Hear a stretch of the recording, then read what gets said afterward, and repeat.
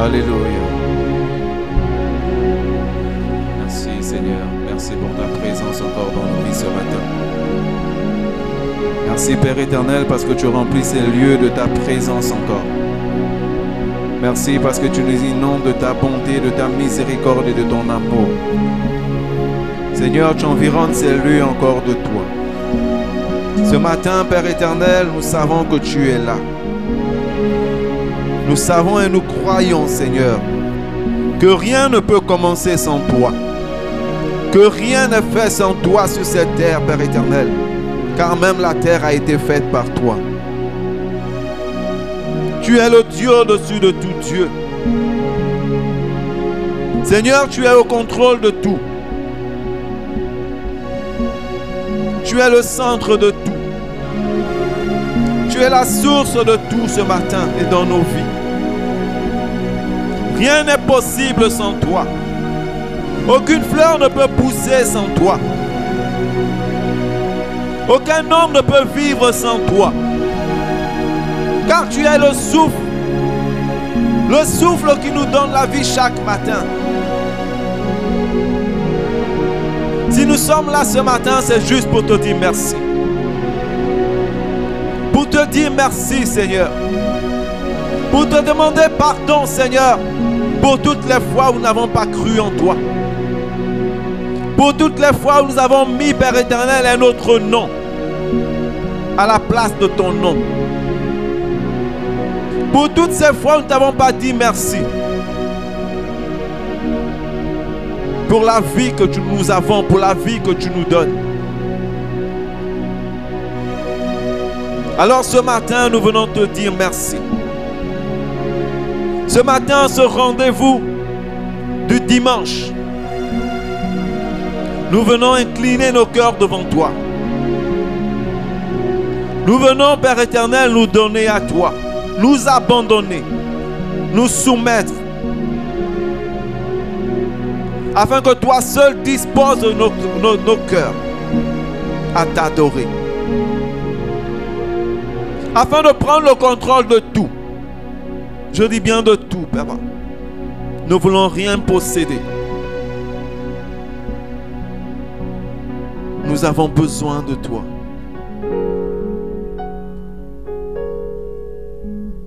Nous te bénissons ce matin pour ta présence en ces lieux. Papa, je te dis merci pour la vie de mes frères et de mes sœurs ce matin. Pour tous ceux qui ont pu faire le déplacement. Et pour ceux qui nous regardent en direct et qui regarderont encore, Père éternel, ce culte en différé. Que toutes ces personnes reçoivent ce matin ta présence. Que le Saint-Esprit qui demeure en chacun d'eux se manifeste. Et les conduise à t'adorer. À t'adorer dans leurs projets.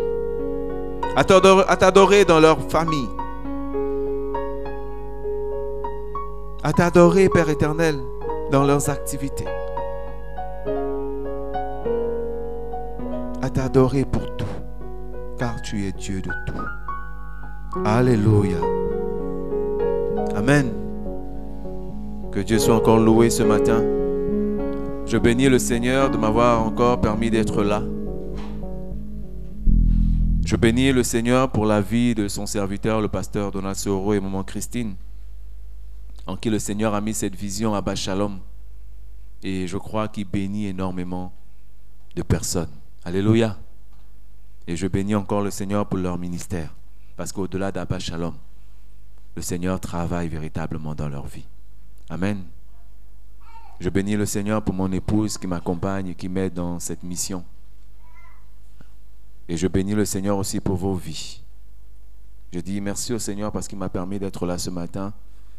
La semaine dernière, je n'ai pas pu être là parce que j'étais en mission de travail. Et vraiment, j'ai entendu le message que le pasteur a donné. Et je crois que ça a vraiment béni. Amen. Ça nous a permis de comprendre certaines choses par rapport à ce que nous voulons, à cette réussite que nous attendons.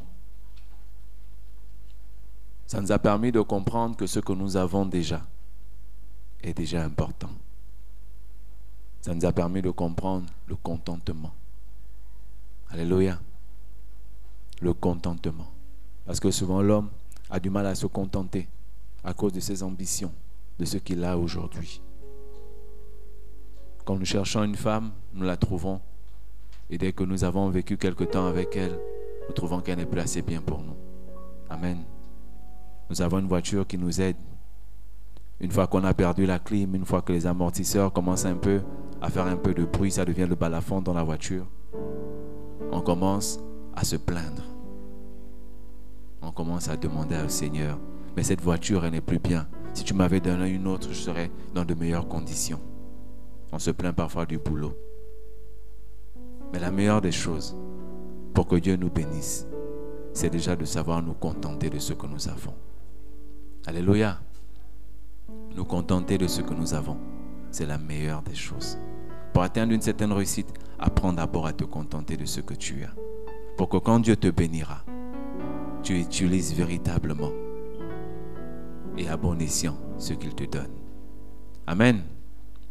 Donc ce matin, nous nous retrouvons encore pour la suite de notre message. Il y a de cela 2 dimanches, si je ne me trompe pas, ou un dimanche. Pardonner pour réussir. Alléluia. Pardonner pour réussir. Comme je pouvais le dire, le pardon est un message très fréquent et très important de la Bible. C'est un message qui délivre énormément. C'est un message qui change des vies. Aujourd'hui, le pardon, comme on l'a commencé depuis le dimanche, depuis ce dimanche, le pardon pour réussir, nous pouvons comprendre qu'un cœur qui ne sait pas pardonner aura du mal à réussir.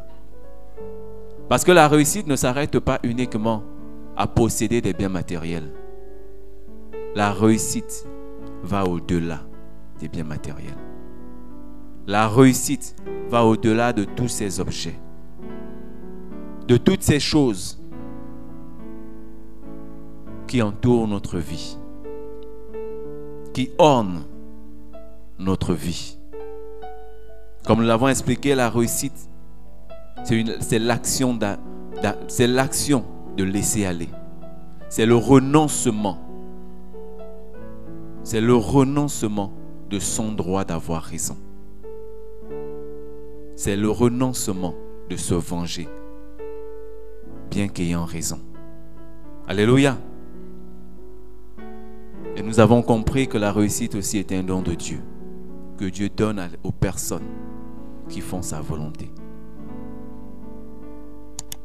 Et le pardon est une volonté de Dieu. Si tu ne sais pas pardonner, il te sera difficile de réussir dans ta vie. Il y a des personnes qui se posent peut-être la question, mais moi j'ai réussi, et pourtant il y a des personnes à qui je ne veux même plus parler, des personnes que je ne veux même plus voir dans ma vie. Mais ils ont réussi selon les hommes. Ils ont tout ce que les hommes peuvent appeler réussite.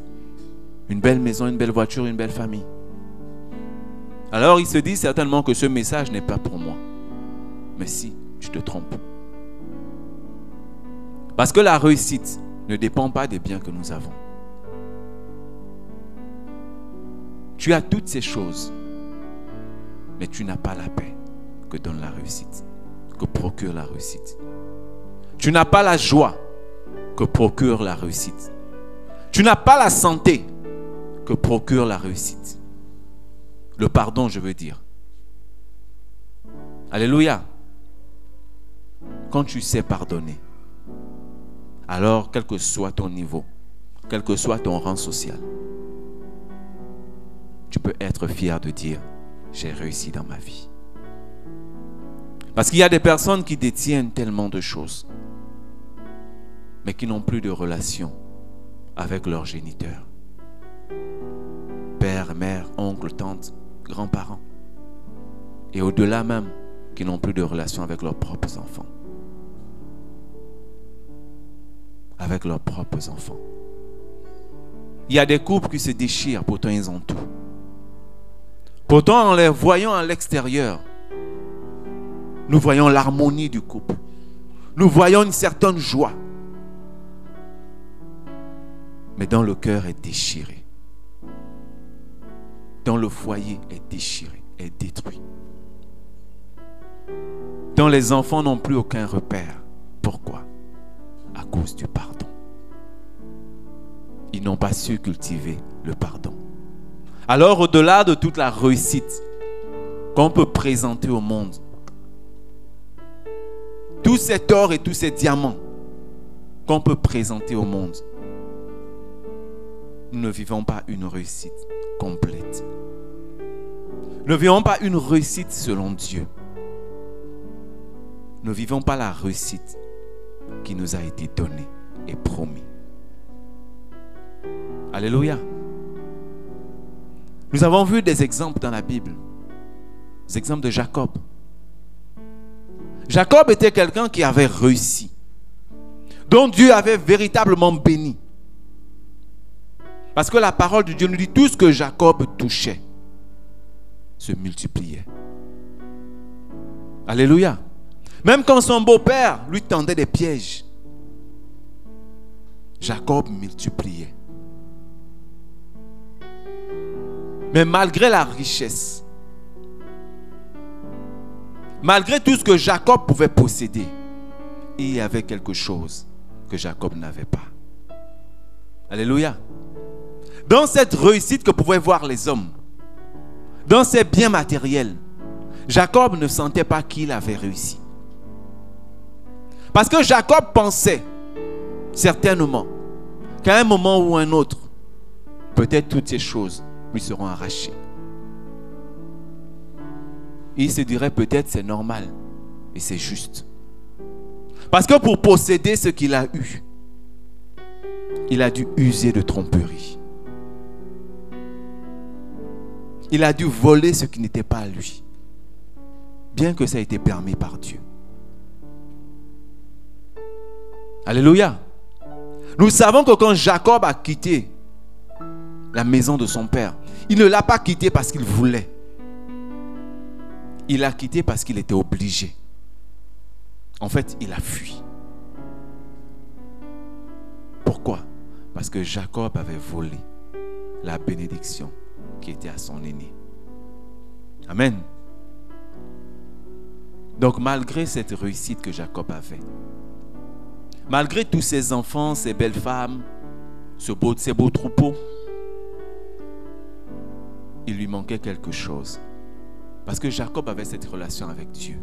Donc normalement, Jacob pouvait estimer avoir réussi. Parce que Jacob avait même combattu avec Dieu. Et Dieu avait béni Jacob.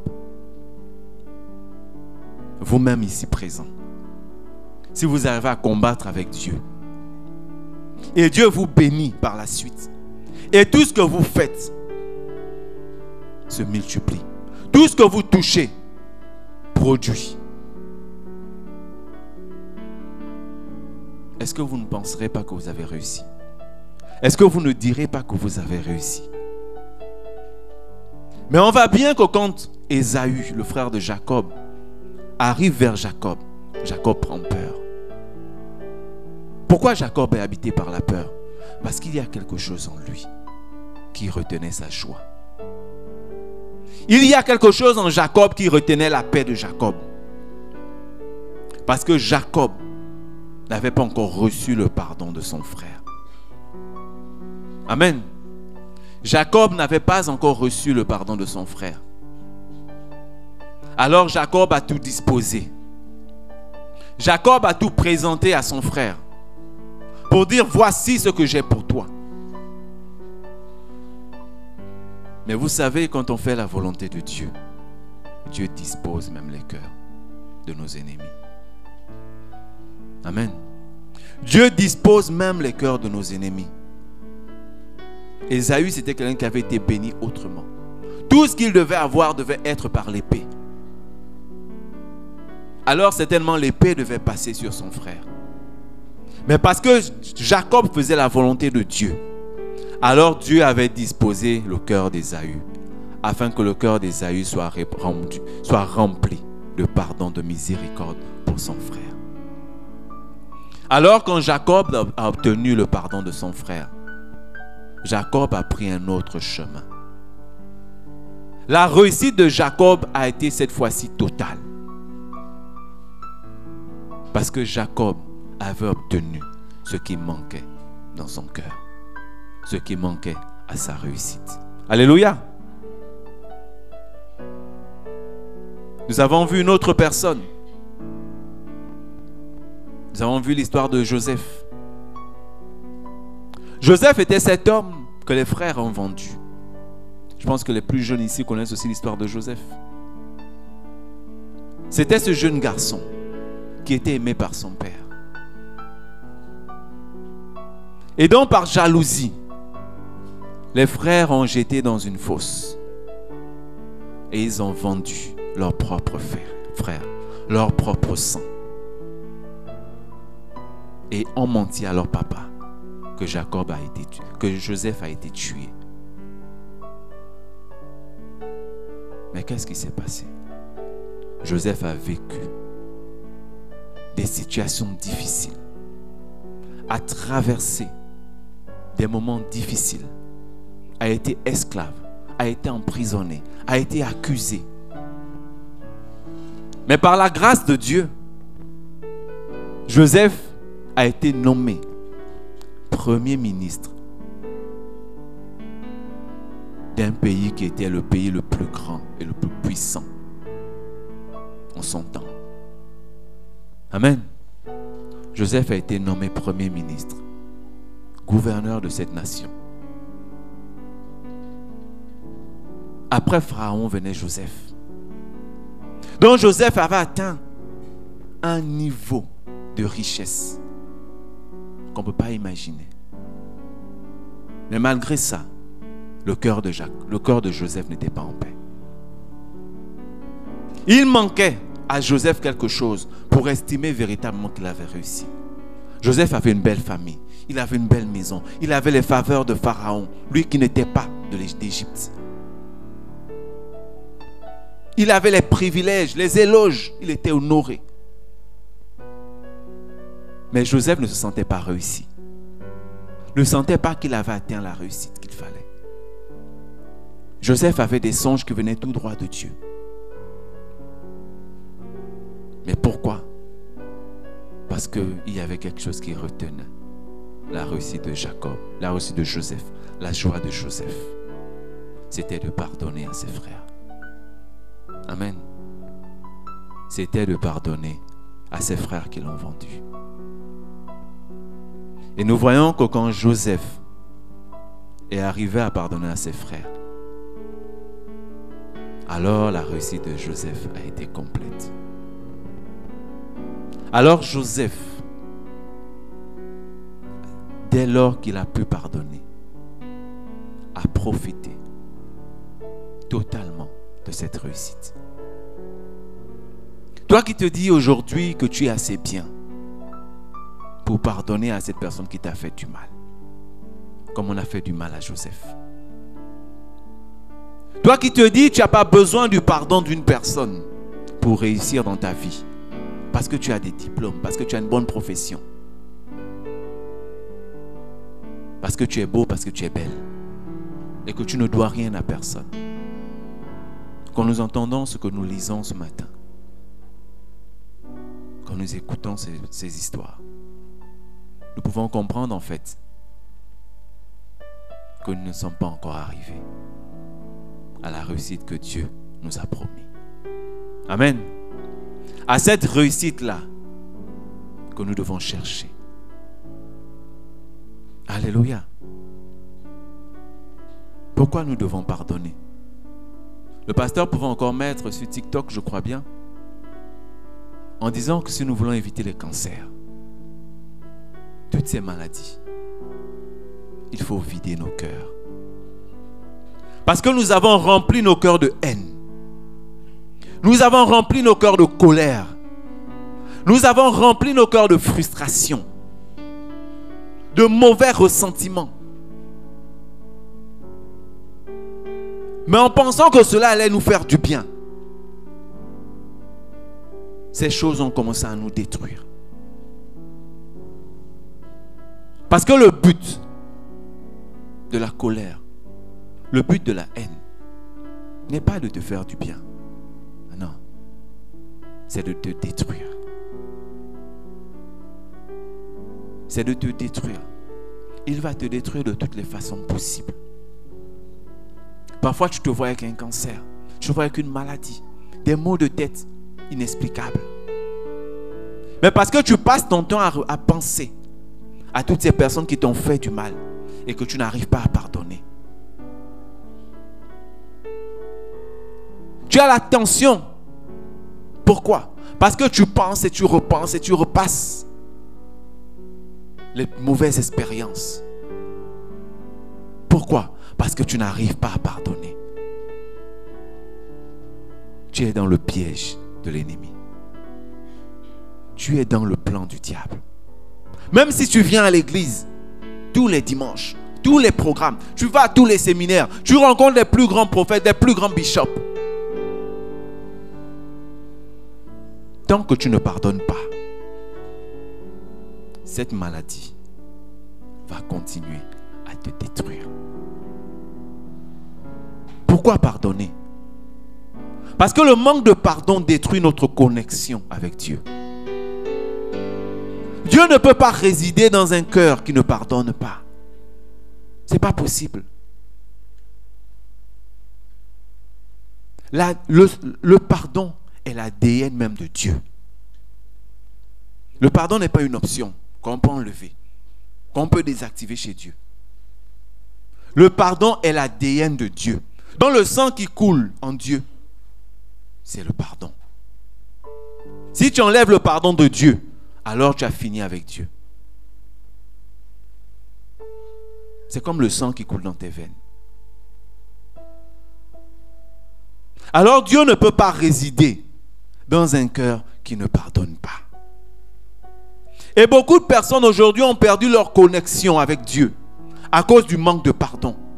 Ils se posent la question, pourquoi ça ne va pas? Pourquoi Dieu ne me parle pas? Pourquoi il n'y a qu'aux autres? Pourquoi Dieu ne m'appelle pas? Mais c'est simple, mon frère. Cherche d'abord à guérir ton âme. C'est vrai, tu as raison. Les gens t'ont offensé. Les gens t'ont brisé. On a dit toutes sortes de choses sur toi qui n'étaient pas vraies.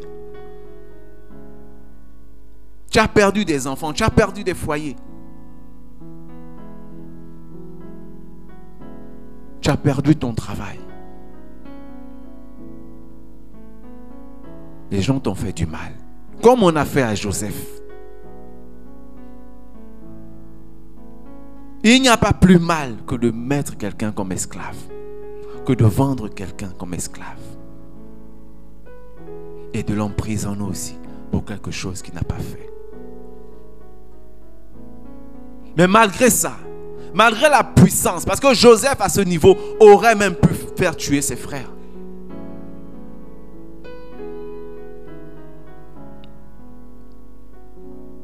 Alléluia. Ce matin, je te pose la question, pourquoi Dieu ne me parle pas? Pourquoi ce frère qui est à côté de moi, j'ai l'impression qu'il est même en connexion directe avec Dieu? Mais pourquoi pas moi? Parce que tu n'arrives pas à pardonner. Amen. Tu sais prier. Tu sais évangéliser. Tu sais prêcher. Tu sais chanter. Tu sais jouer tous les instruments. Mais il y a quelque chose qui t'embête et qui coupe cette connexion. C'est le manque de pardon.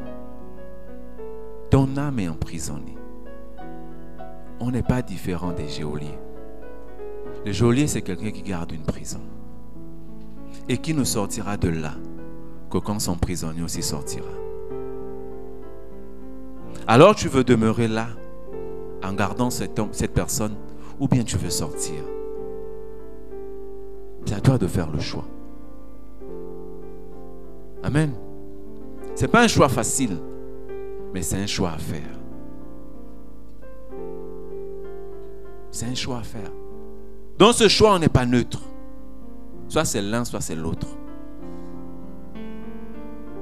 Mais nous connaissons aussi les conséquences et les avantages de nos choix. Alors prends le temps. Mais sache que quand tu prends le temps, la Bible nous dit, personne ne connaît ni le jour ni l'heure. alors prie. Tu pries un véritable Dieu chaque jour. Prie ce Dieu-là et médite sa parole. Il t'orientera. Amen.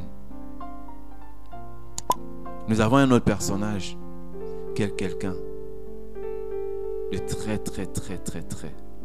important dans la Bible. Quelqu'un que Dieu lui-même a appelé l'homme selon son cœur. Amen. David. Nous nous sommes séparés la dernière fois en disant le niveau de pardon de David. Est-ce que nous avons pu atteindre le niveau seulement de David? David a été appelé l'homme selon le cœur de Dieu. Pourtant, David commettait des actes qui n'étaient pas bien. Pourtant.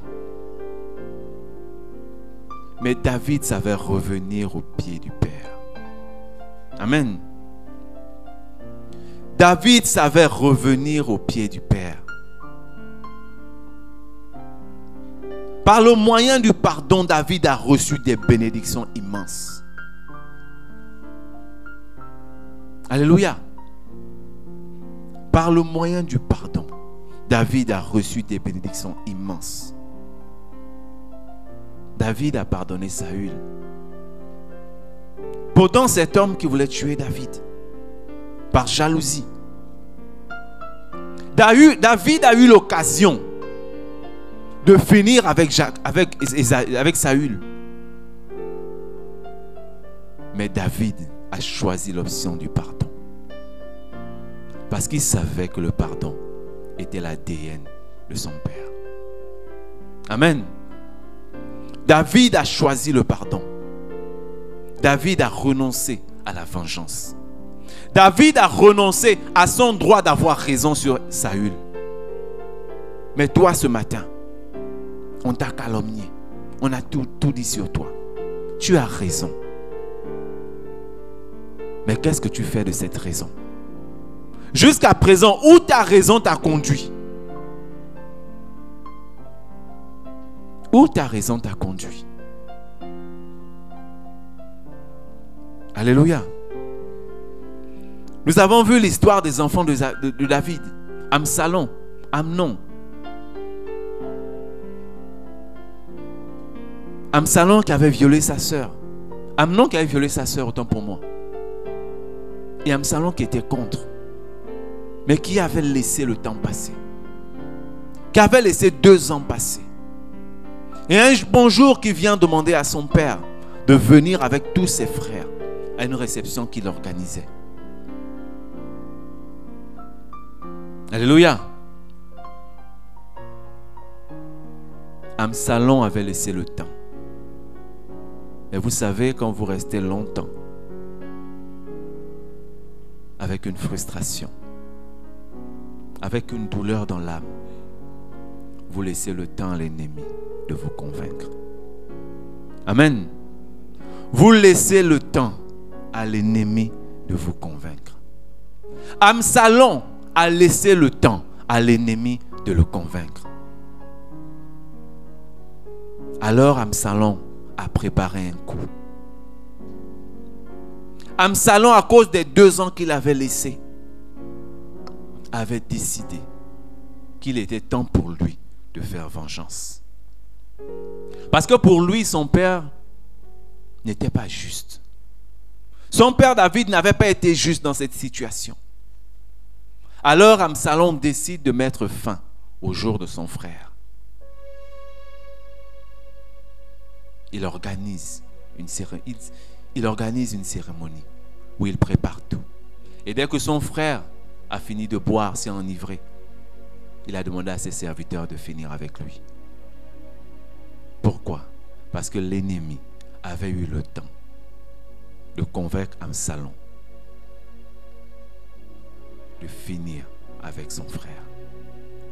Et l'ennemi était allé au-delà même de ça.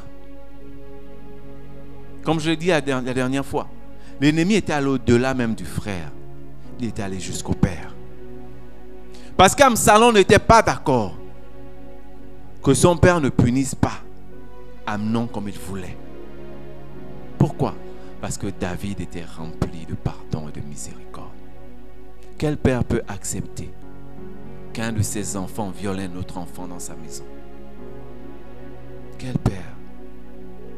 Nous avons tous des enfants et nous connaissons la douleur d'un viol. Surtout à cette époque, nous connaissons la douleur. Mais David n'avait pas été injuste. David a été juste. Mais ce n'était pas du goût de son frère, de son fils Absalom. Alors toi qui laisses le temps passer,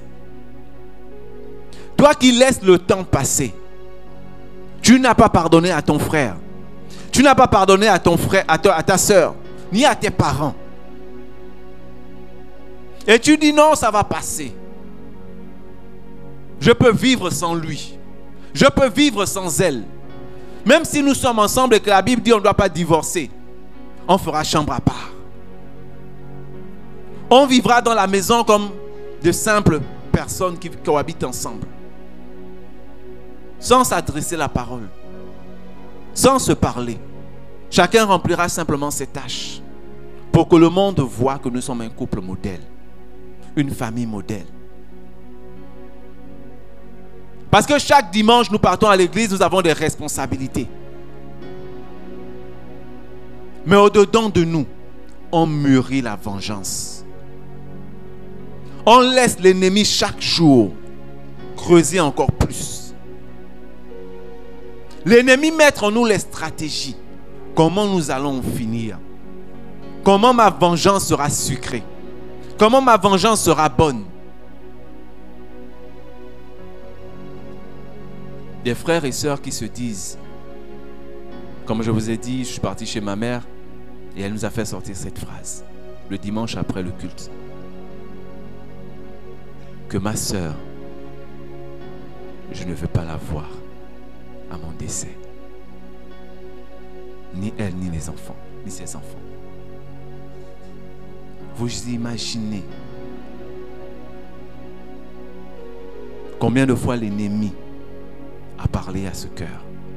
Mais je bénis le Seigneur parce que le Seigneur nous a permis d'aller là-bas ce jour après ce culte, après ce message. Et je crois que par la grâce de Dieu, nous avons pu mettre le pardon dans son cœur. Le Seigneur a pu entrer dans son cœur afin qu'elle pardonne sincèrement à sa sœur. Et je bénis le Seigneur pour sa vie. Amen. Mais combien de personnes dans des assemblées, dans des familles, n'arrivent pas à pardonner? Nous prions chaque jour. Dieu de David, Dieu de Jacob. Mais est-ce que véritablement ce Dieu-là est ancré en nous? Est-ce que nous faisons comme Jacob? Est-ce que nous faisons comme Joseph?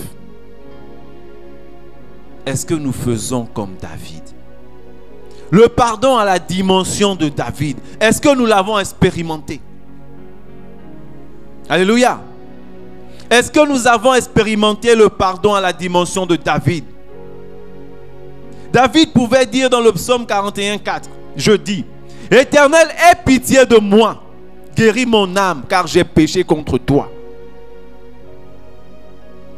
Tu demandes à Dieu pardon pour des péchés, je ne veux pas dire sans importance, mais pour des péchés qui n'ont presque pas d'influence sur ton quotidien. Alléluia.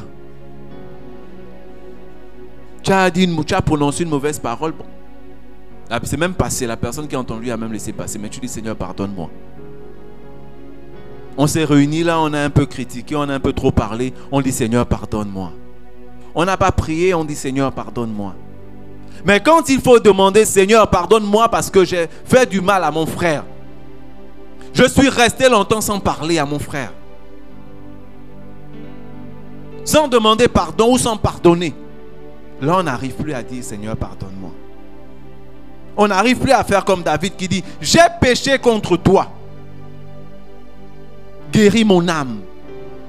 Parce que plusieurs parmi nous, nos âmes sont malades. Nos âmes sont malades. Parfois à cause des maladies depuis l'enfance. Depuis l'enfance, nous n'avons pas pardonné à notre frère qui nous a volé un bonbon, qui nous a triché, qui a fait telle ou telle chose. Alléluia. Le pardon à la dimension de David. Expérimentons-le. Alléluia. Aujourd'hui, nous allons finir avec le pardon à la dimension de Jésus. Le pardon à la dimension de Jésus. L'Ancien Testament n'était que l'ombre des choses à venir. David n'était que l'ombre des choses à venir. David demandait pardon pour tout et à toute occasion. David n'attendait pas une retraite spirituelle. David n'attendait pas un culte spécial. David savait demander pardon à n'importe quel moment et pour n'importe quoi. Amen. Mais la dimension de Jésus, c'est le sang même du pardon qui coule dans nos veines. C'est l'ADN même de Dieu qui est versé à la croix pour nous. Alléluia. Le temps de la grâce, c'est le temps où le pardon fait partie de nous. En fait, tu dois te regarder et dire sans pardon, je ne suis pas. Sans pardon, je n'existe pas. Sans pardon, je ne suis rien. Parce que si tu arrives à te dire que tu peux vivre avec le manque de pardon, sans miséricorde pour les autres, c'est que tu arrives à te dire je peux vivre sans Jésus. Je peux vivre sans Dieu. Alléluia. Le Nouveau Testament nous parle de l'œuvre de la croix, le temps de la grâce. Amen. L'œuvre de la croix, le temps de la grâce. La mission de Jésus, c'était de venir, oui, nous sauver, nous apporter le salut. Mais rien ne pouvait se faire sans pardon. Amen. Rien ne pouvait se faire sans pardon. C'est vrai, Dieu a envoyé son Fils Jésus-Christ pour mourir pour nous à la croix de Golgotha. Il a été crucifié. Son sang a coulé. Ça, c'était ce qui devait se faire. Mais avant ça, c'est sûr que si Jésus n'avait pas demandé de pardonner, nous ne serons pas délivrés aujourd'hui. Parce que Jésus n'était pas comme nous. Dans le sens où, si tu ne pardonnes pas, c'est sûr que l'enfer est réservé pour toi. Jésus n'avait presque rien à perdre. Parce qu'il était déjà fils de Dieu. Amen. Quand Jésus vient du royaume de son Père.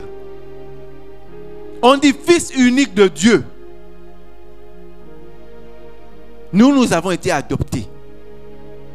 Mais Jésus est fils unique de Dieu. Si tu comprends cette dimension, tu comprends qu'à la croix de Golgotha, si Jésus n'était pas obligé de demander pardon pour toi, et Dieu n'était pas obligé de nous pardonner. Amen. Dieu n'était pas obligé de te pardonner. Dieu n'était pas obligé de nous pardonner. Alléluia. Quand on a pardonné une fois, on s'est dit si tu viens encore, tu vas voir ce que je vais faire. Je peux te pardonner la prochaine fois. Mais dans le livre de Matthieu 18, 21 à 22, alors Pierre s'approcha de lui et dit, Seigneur, combien de fois pardonnerai-je à mon frère lorsqu'il péchera contre moi? Sera jusqu'à 7 fois? Jésus lui dit, je ne te dis pas jusqu'à 7 fois, mais jusqu'à 70 fois 7 fois. Je pose 70 fois 7 fois dans la journée. Dans la journée. Mon frère, 70 fois 7 multiplie. Et regarde souvent ta journée, ta semaine qui vient de finir, même hier. Si tu as pu pardonner 7 fois, 70 fois. Amen. Est-ce que même la semaine qui s'est achevée, tu as réussi à pardonner autant de fois? Alléluia. Est-ce que tu as réussi à pardonner autant de fois? Tu te dis, j'ai assez pardonné. Les gens me prennent pour un maboule. On me prend pour un faible. Mon frère, laisse les gens te prendre pour un faible. Mais sois dans la volonté de Dieu. Le secret dans ça, les faibles ne pardonnent pas. Alléluia. Les faibles ne savent pas pardonner. Les faibles ne savent pas pardonner. En fait, les faibles se sentent forts quand ils font du mal. Les faibles se sentent forts quand ils savent qu'à cause d'eux, il y a quelqu'un qui souffre. Alors si tu veux être faible, continue à garder le pardon de l'autre. Le geôlier peut-être n'a que 200 000 ou 150 000 ou 300 000 à la fin du mois. Un petit salaire. Amen. Mais il passe toute sa journée là dans une prison à garder des milliardaires. Alléluia. À garder des milliardaires. Est-ce que tu veux être comme lui? Parce que le fort, il s'est pardonné. Le fort, il s'est passé à autre chose. Et se dire, moi, ma vie, c'est de faire la volonté de mon Père. Alors, tant que rien ne me bloque, même si la situation est difficile, je dois trouver l'issue. Je dois trouver la technique, la manière de dire pardon ou de pardonner à la personne. Parce que je suis fort. En étant faible, on ne pardonne pas. Alléluia. Nous connaissons cette prière que Jésus nous a appris. Le Notre Père. Et dans la partie du Notre, dans la prière du Notre Père, il y a une partie très importante. Matthieu 6, 12. Pardonne-nous nos offenses comme nous aussi nous pardonnons à ceux qui nous ont offensés. Mais combien de fois tu as pardonné pour que Dieu te pardonne? Est-ce une récitation ou tu appliques véritablement cette prière? Certainement on ne le fait pas tout le temps ici. Mais dans l'église protestante d'où je viens, tous les jours, on récite cette prière. Et même toi-même, quand tu pries Dieu, quand tu demandes à Dieu de te pardonner, est-ce que tu as pardonné? Est-ce que quand tu regardes ton cœur, tu scannes ton cœur, tu regardes ton âme, tu peux dire, je ne dois pas de pardon à quelqu'un? Sincèrement. Ce n'est pas devant moi, mais devant Dieu. Peut-être devant moi, tu peux cacher parce que je ne peux pas lire ton cœur. Dieu peut révéler, oui. Mais toi-même, avec ton Dieu, quand tu regardes, y a-t-il quelqu'un autour de toi, dans ta famille, dans ton travail, à qui tu dois le pardon pour que Dieu te pardonne? Tu demandes à Dieu de faire quelque chose que toi tu n'arrives pas à faire. Alléluia. Dieu ne te demandera jamais quelque chose qui dépasse tes capacités. Jamais.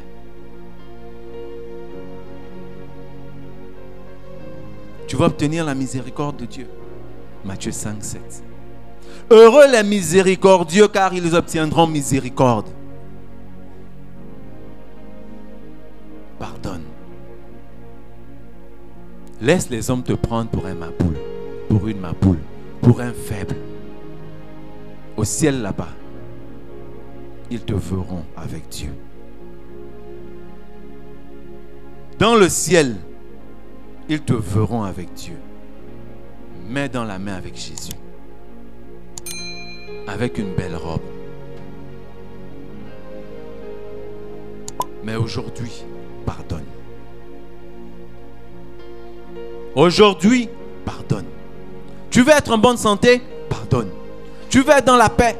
Pardonne. Tu veux être dans la joie? Pardonne. Tu veux réussir? Pardonne. Alléluia.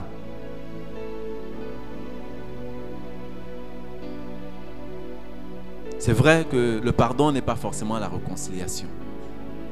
On peut pardonner véritablement et sincèrement, sans pourtant nous réconcilier. Mais je vous assure, c'est aussi bien de se réconcilier avec les personnes à qui on demande pardon ou à qui on pardonne. C'est aussi bien de se réconcilier avec ces personnes. Parce que Jésus n'a pas juste demandé notre part, n'a pas juste demandé au Père de nous pardonner, mais Jésus nous a réconciliés avec le Père. Jésus m'a réconcilié avec mon Père. Jésus t'a réconcilié avec le Père. Alors tu peux te réconcilier avec ton frère. Ce qu'il t'a fait n'est rien devant le pardon, devant la réconciliation de Dieu pour toi. Amen. Matthieu 5, 23, 4.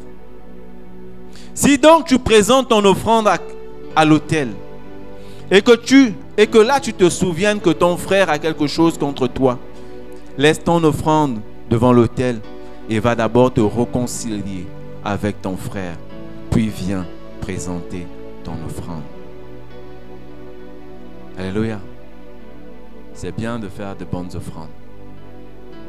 C'est bien de donner à Dieu. C'est bien de venir en aide à toutes ces personnes qui sont dans le besoin. Mais la parole de Dieu te dit, si en venant déposer ton offrande, tu te rappelles que tu as quelque chose avec ton frère ou contre ton frère, laisse d'abord ton offrande à côté. Ce n'est pas le plus important.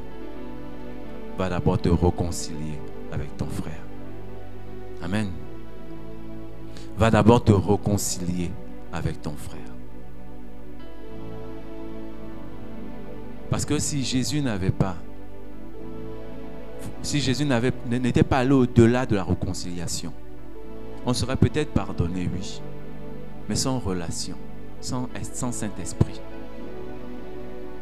Ah oui, la preuve de la réconciliation, c'est le Saint-Esprit. Sans Saint-Esprit, il n'y a pas de réconciliation. Il n'y en a pas. Aujourd'hui, tu es fier de dire mon corps est le temple du Saint-Esprit. Oui. Dieu habite en toi. Mais ce Dieu qui habite en toi t'a réconcilié. Alors Dieu veut aussi que tu te réconcilies. Dieu attend aussi de toi la réconciliation. Alléluia. Un autre passage. Luc 17, 3, 4. Prenez garde à vous-même. Ça, ce sont les passages de Jésus. Prenez garde à vous-même. Si ton frère a péché, reprends-le. Et s'il se répand, pardonne-lui. S'il a péché contre toi 7 fois dans un jour, et que 7 fois il revienne à toi, disant je me répands, tu lui pardonneras. Arrêtons de serrer nos cœurs. Arrêtons de serrer nos cœurs. Si même Jésus l'a fait, qui es-tu? Qui suis-je? C'est vrai que ça me fait mal. C'est vrai que je peux prendre un temps. Mais même la parole de Dieu nous dit que le soleil ne se couche pas dans notre colère. Amen. Qu'est-ce que Dieu ne t'a pas donné de clair dans sa parole? Qu'est-ce que tu veux encore entendre? Qu'est-ce qui n'est pas clair dans cette lecture? Que le soleil ne se couche pas. Si ton frère t'a péché 7 fois et qu'il revienne, se répand, pardonne-lui encore 7 fois. 7 fois le chiffre 7. Et 7 fois aussi pour peut-être dire, Cette fois, même quand il revient encore, pardonne. Amen. Arrêtons de serrer nos cœurs. Ça n'apporte rien. La rancœur ne nous amène à rien. Qu'est-ce que ça produit en toi? Qu'est-ce que ça t'a donné? Je me rappelle, mes sœurs me disaient toujours, Vivien, tu es très rancunier. Même moi, je me dis, le Seigneur certainement m'a beaucoup lavé. Amen. Nous avons vécu, beaucoup de personnes ont vécu des situations difficiles dans leur enfance. Et ça a transformé l'âme. Ça nous a changé. Ça nous a emmené à devenir des personnes que nous n'étions pas. À cause des circonstances. Même étant petits, évitons de faire du mal à des enfants. Parce qu'on pense qu'ils sont enfants. Je vous dis, s'il y a une période où les personnes commencent à être détruites, c'est quand elles sont des enfants. Cette partie de la vie, évitons. Parce qu'à partir de là, nous pouvons détruire la vie d'une personne. La destinée d'une personne. On s'est beaucoup baladé de maison en maison. Chez les tantes, chez les oncles, chez les grands frères. On a vécu des situations difficiles. Et à cause de ces situations, nous avons pris des résolutions, même étant petits, difficiles, qui n'étaient même pas de nos âges. Et qui jusqu'à aujourd'hui continuent à détruire notre vie. Même quand nous avons rencontré Christ, nous n'avons pas eu la force d'arrêter ou de pardonner. Mais je t'implore ce matin, nous sommes au temps de la grâce. Le sang de l'ADN de Dieu coule en toi. L'ADN de Dieu coule en toi. Le sang de Dieu coule en toi. Alors le pardon est en toi. Ne cherche pas une formule mathématique. Ne cherche pas une incantation particulière. Ne cherche rien que tu as déjà. Alléluia. On va aller plus vite. Jean 10, 8, 10, 11. Alors s'étant relevé et ne voyant plus que la femme, Jésus lui dit, femme, où sont ceux qui t'accusaient? Personne ne t'a-t-il condamné? Elle répondit, non Seigneur. Et Jésus lui dit, je ne te condamne pas non plus. Va et ne pêche plus. Mais pourquoi ils n'ont plus condamné la femme? Pourquoi? Qui se souvient de cette parole de Jésus? Amen. Voilà. Que celui qui n'a jamais péché lui lance la première pierre.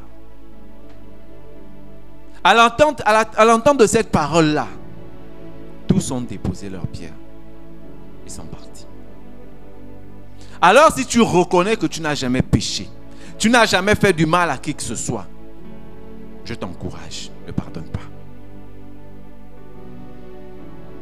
Oui. Je t'encourage, ne pardonne pas.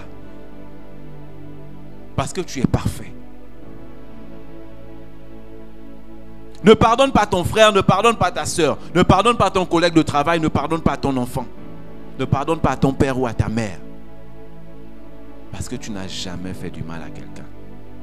Parce que tu n'as jamais prononcé une mauvaise parole vis-à-vis de quelqu'un. Parce que tu n'as jamais regardé même une personne d'une mauvaise manière. Parce que tu n'as même jamais souri quand une personne a fait quelque chose de bizarre. Parce que tu es parfait.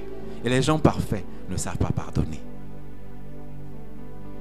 Alors je t'encourage, ne pardonne pas. Alléluia. Luc 23, 34 nous dit la dimension du pardon de Jésus. En Luc 23, 34. Vous avez des gens qui vous insultent. Vous avez des gens qui sont en train de vous frapper, qui sont en train de vous tuer même dans la réalité.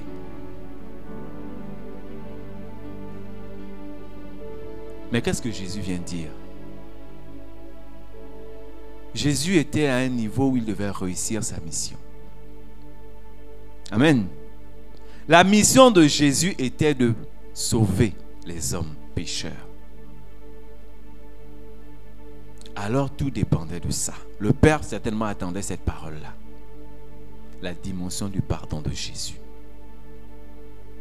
Pour réussir, Jésus dit, Père, pardonne-leur, car ils ne savent pas ce qu'ils font. Ils se partagèrent ses vêtements en tirant au sort. Père, pardonne-leur, car ils ne savent pas ce qu'ils font. Vous voyez cette dimension?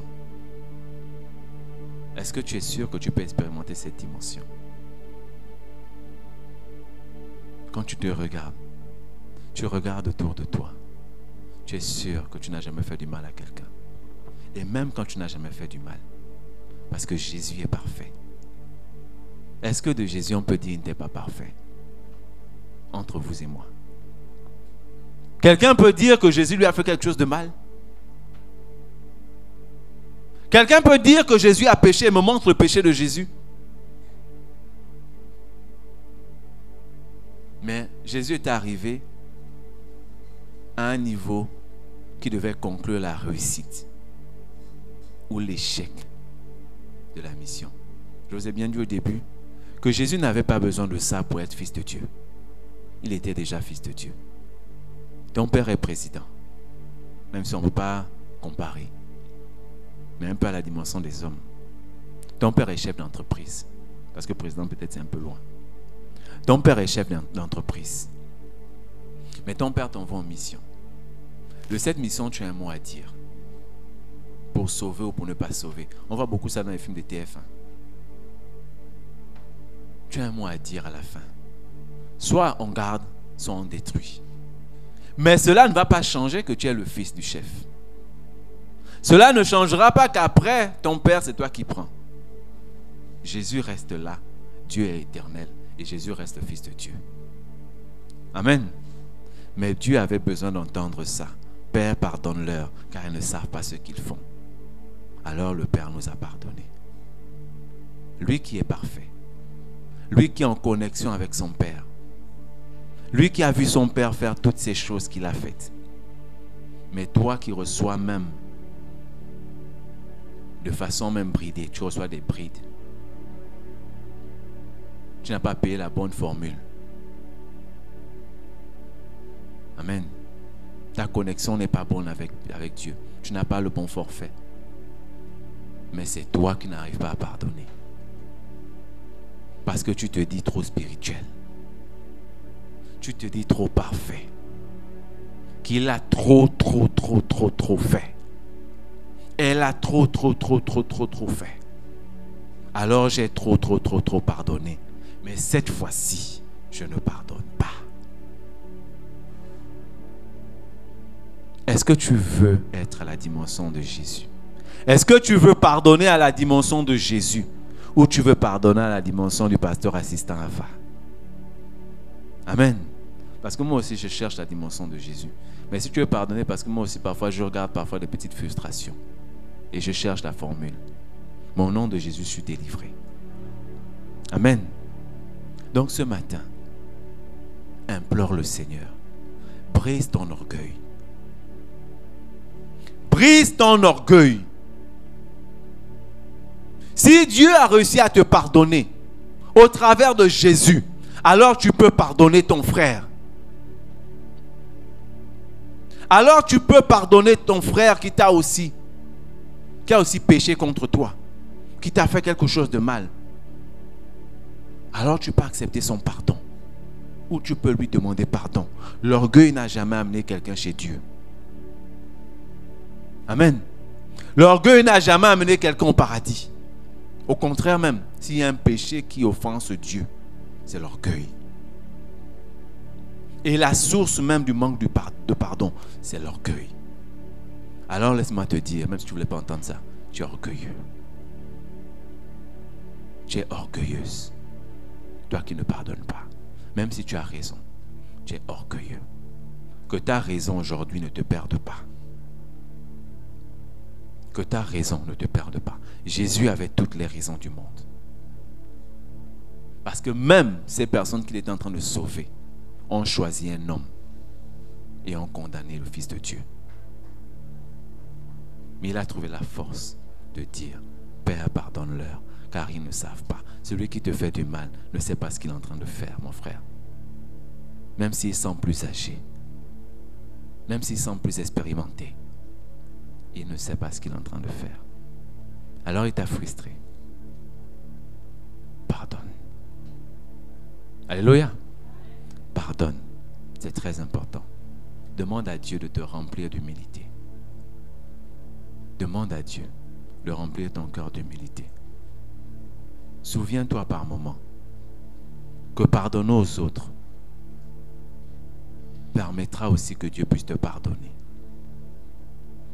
Si tu pardonnes, Dieu te pardonnera. Le pasteur pouvait dire, je ne sais pas, un message, Dieu te jugera de la façon dont tu as jugé les autres. Si tu as assez pardonné les autres, alors Dieu te pardonnera aussi. Mais si tu n'as pas su pardonner, ne sois pas étonné. Alléluia. Que Dieu vous bénisse ce matin. Merci Seigneur. Alléluia. Nous allons prier afin que le Seigneur nous remplisse d'humilité.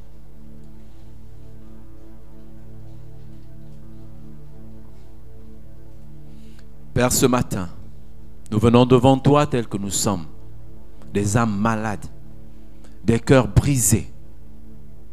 Seigneur, ce matin, j'ai besoin, Seigneur, de ton humilité.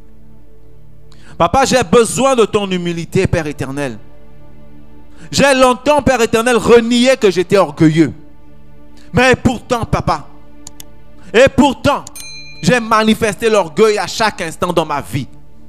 Alors ce matin, Père éternel, ce matin, je prie pour ce frère et cette sœur qui a cet orgueil, qui a cette racine d'orgueil dans son cœur et qui n'arrive pas à pardonner. Seigneur, ce matin, je déclare que la déhaine qui coule en toi coule maintenant dans son corps au nom de Jésus. Seigneur, tu remplis tes enfants ce matin d'humilité. Que ton humilité ce matin soit leur partage au nom de Jésus. Que celui, Seigneur, qui laissait l'orgueil conduire sa vie, s'abandonne à l'humilité ce matin. Même s'il est traité de faible. Seigneur, ce matin, Père éternel, tu le fortifies. Parce que ton humilité remplit sa vie maintenant. Remplit son cœur maintenant. Au nom de Jésus. Alléluia. Tu vas demander au Seigneur, Père éternel, aie pitié de moi car j'ai péché. Tu vas reconnaître ton péché et demander au Seigneur de te pardonner. Reconnais ton péché et demande au Seigneur de te pardonner. Car tu as péché contre le Père. En refusant de pardonner, tu as refusé de faire la volonté de ton Dieu. Tu as contredit la parole de Dieu.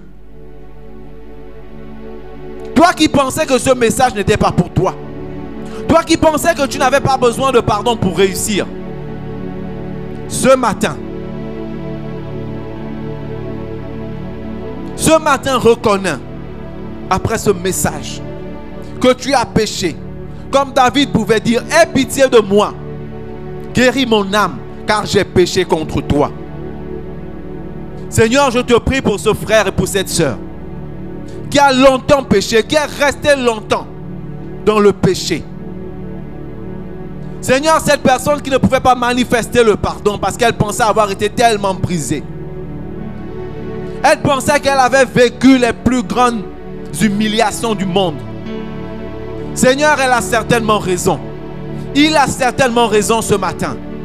Mais au nom de Jésus, parce que tu es ce Dieu qui nous a amenés à la dimension du pardon de Jésus-Christ. Seigneur, ce matin, nous reconnaissons que nous sommes pécheurs. Nous reconnaissons que nous sommes malades. Et nous te demandons de nous guérir au nom de Jésus. Pose ta main de guérison sur chacun de nous. Que notre âme soit délivrée. Que notre âme soit délivrée, Seigneur, de l'emprisonnement dans lequel nous sommes. Que notre âme soit délivrée de l'esprit de geôlier dans lequel nous sommes. Au nom de Jésus, je déclare ce matin que tu es délivré. Tu es délivré de cette prison. Alléluia. Merci Seigneur. Parce que comme David, Seigneur, tu nous pardonnes. Seigneur, nous avons besoin de réussir. Tu nous as promis la réussite, Père éternel. Et je crois qu'au nom de Jésus, comme le pardon, Père éternel, a permis à David d'atteindre, Seigneur, une autre dimension, a permis à Jésus d'avoir la réussite, Seigneur, au-dessus de tout. Père éternel, ce matin, tu nous donnes, Seigneur, cette réussite au nom de Jésus. Tu fais couler ta bénédiction sur chacun de nous au nom de Jésus. Que les privilèges qui sont attachés au pardon ce matin coulent sur nous maintenant au nom de Jésus. Manifeste-toi, Père éternel. Seigneur, où il y avait la division, nous proclamons la réconciliation. Au nom de Jésus, les couples qui étaient détruits à cause du manque de pardon, Seigneur, nous proclamons, Seigneur, la réconciliation. Au nom de Jésus, les frères et sœurs qui ne s'entendaient plus, nous proclamons, Père éternel, au nom de Jésus, la réconciliation. Père éternel, ce matin, nous proclamons la réconciliation dans nos familles. Nous proclamons la réconciliation, Seigneur, dans nos couples. Nous proclamons la réconciliation avec nos enfants. Nous proclamons la réconciliation dans nos lieux de travail. Nous proclamons la réconciliation, Seigneur, dans ton église. Nous proclamons la réconciliation, Père éternel, dans nos vies. Nous proclamons la réconciliation au nom de Jésus. Alléluia. Je brise, Père éternel, toutes les mauvaises pensées de l'ennemi dans mon cœur. Je ne laisse pas le temps à l'ennemi de me parler. Seigneur, ce matin, tu m'accordes ta sagesse. Afin que je puisse, Seigneur, pardonner à celui qui m'a offensé. Afin que l'ennemi ne puisse pas avoir le temps de me convaincre comme il a convaincu Absalom. Ce matin, Père éternel, tu te manifestes en ces lieux. Seigneur, que ce message ait un impact dans la vie de tous tes enfants au nom de Jésus. Seigneur, que ce message ait un impact dans ma vie au nom de Jésus. Qu'au travers de ce message du pardon, Seigneur, qu'au travers de ce message, Seigneur, une bénédiction coule maintenant dans les vies de tes enfants au nom de Jésus. Une réussite totale, Seigneur, se manifeste dans leur vie au nom puissant de Jésus. Comme tu as béni, Père éternel, Jacob, comme tu as béni Joseph, comme tu as béni David, comme tu as béni, Père éternel, Seigneur, toutes ces personnes, tu bénis maintenant tes enfants ce matin. Que tout ce qu'ils touchent, Père éternel, se multiplie. Au nom de Jésus.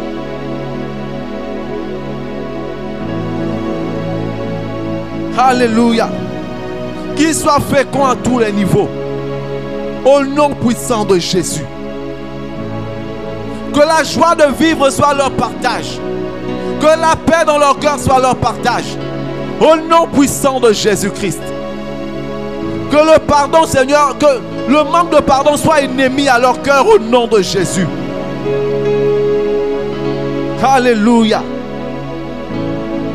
Que la colère, les frustrations sortent maintenant. Au nom puissant de Jésus-Christ. Alléluia. Est-ce qu'il y a un cœur aujourd'hui miséricordieux pour acclamer le Dieu Tout-Puissant? Est-ce qu'il y a quelqu'un qui peut dire au Seigneur merci ce matin pour le pardon de nos péchés? Alléluia. Alléluia. Merci Seigneur.